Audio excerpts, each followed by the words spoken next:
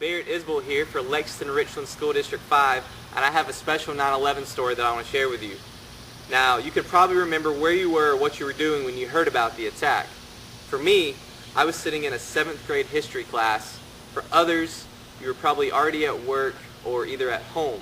But no matter where you were affected by the tragedy. First-year art teacher Kate Montella here at H.E. Corley sat down with me to share her special story. Not only was Miss Montella living in New York during the time of the attack, but her dad was a firefighter. Let's take a look at her special story.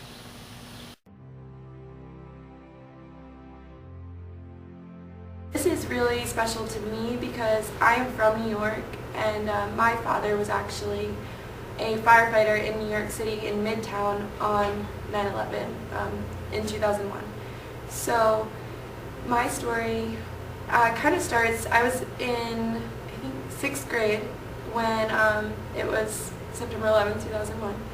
And I remember that I was in art class, and when we heard what happened, and our teacher said that a plane went into the Twin Towers. And at that point, I feel like everyone in my class kind of just looked around at each other. We really didn't know what was going on. And so then we went into a different classroom and we all watched on the TV.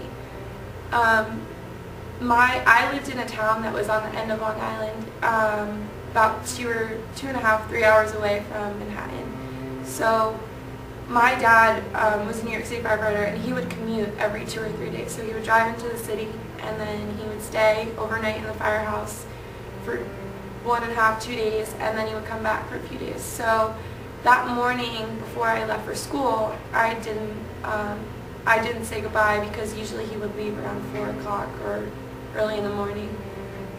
After I was already at school, when this was happening, I thought he was there, and I thought he was in the city, and I didn't really realize until I actually saw the firefighters on TV going into the buildings and realizing, that's when I realized what was going on. Another moment that was scary is when my principal actually grew up with my father in the same town that we went to school in, and they worked at a pizza place together when they were 16. So he came into the room and got me because he knew that my dad was there, or he thought. And then we went into the office and I called my house. And when I called the house, my dad answered. So that's when I knew he was okay.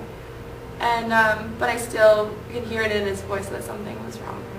And when he came to the school, it's like the only time I've ever seen him cry. Or you could just tell that his world was shaken. And that's when he told me that he was going into the city to help. This was like 10 o'clock in the morning, right after everything happened. So he just woke up, found out about everything, and then he went right in to help. The following weeks, he was there all the time. I didn't see him at all. He was helping clean up, and it was scary still because we didn't know what was going on. They were searching for his friends, everyone he lost. And the crazy part about the story is his first day of assigned vacation was on 9/11. That's the only reason that he wasn't there that day. And he ended up losing everyone in his house.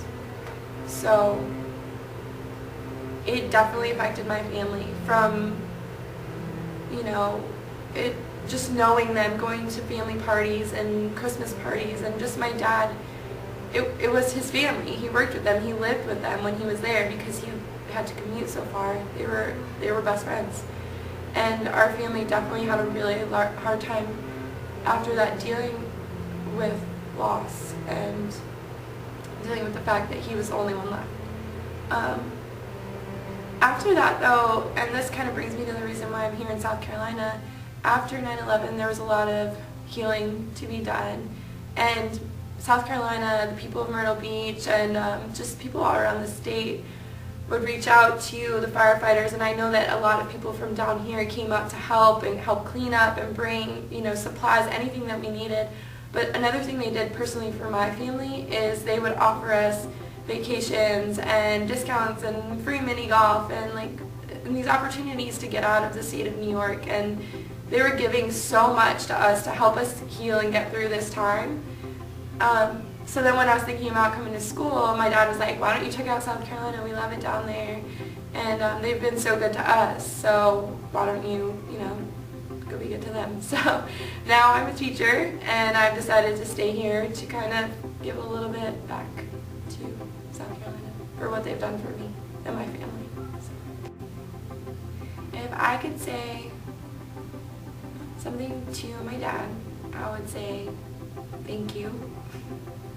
I can't thank you enough for all the help and the guidance and the love and the support that you've given me, and I honestly don't know what I would have done if I would have lost you that day.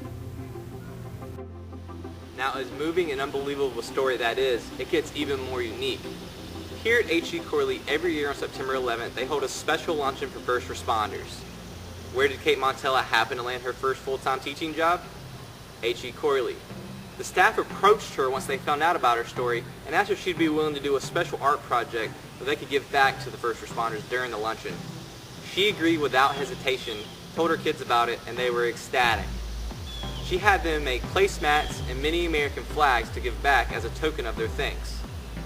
In closing, I want to leave you with the final words of our interview. I believe Miss Montella truly sums up how we all feel about our incredible first responders. I also want to say to first responders, all of you, thank you so much for what you do. We really appreciate it, and I know these children do too. When we were making our art projects, all of them are telling us stories about how you helped them, and not only by being there right away, but by calming them down in situations and, just every aspect of what you do. Thank you so much for your service.